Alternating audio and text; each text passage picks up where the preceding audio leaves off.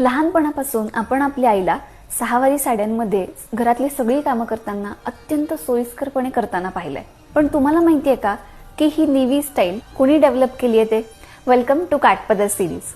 1864 मध्ये रवींद्रनाथ टागोर यांचे मोठे बंधू सत्येंद्रनाथ टागोर यांच्या पत्नी ज्ञानदानंदिनी देवी यांनी हे इनोव्हेशन केलंय. 1864 मध्ये सत्येंद्रनाथ टागोर हे पहिले भारतीय होते जे इंडियन सिव्हिल सर्व्हिसेसमध्ये जॉईन झाले. जेव्हा त्यांची पोस्टिंग कलकत्त्याहून मुंबईला झाली तेव्हा त्यांची अशी इच्छा होती की त्यांच्या बायकोने सुद्धा त्यांच्यासोबत शिफ्ट व्हावं. म्हणून त्यांनी पत्रामध्ये लिहिलं की तुम्हाला तुमचा पेहराव जरी बदलावा लागला तरी कोणताही संकोच बाळगू नका.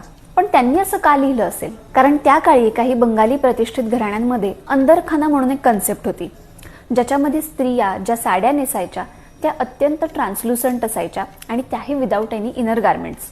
सो त्या बाहेरच्या जगात वावरण्यासाठी अत्यंत ऑकवर्ड होतं. पण ज्ञानदानंदिनी देवी यांनी युरोपियन आणि पारसी लोकांकडून पेटिकोट आणि ब्लाउज या दोघांची सांगड घालून एक ड्रेपिंग स्टाईल बनवली. आणि त्यातच अजून एक मोठं इनोव्हेशन केलं, ते म्हणजे कूच बिहारच्या महाराणी सुनीती देवी यांनी. त्यांनी या निर्या डेव्हलप केल्या.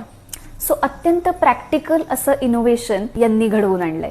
तुम्हाला काय वाटतं, आजच्या काळात साडी ड्रेपिंग स्टाईलमध्ये कोणतं प्रॅक्टिकल इनोव्हेशन व्हायला हवं?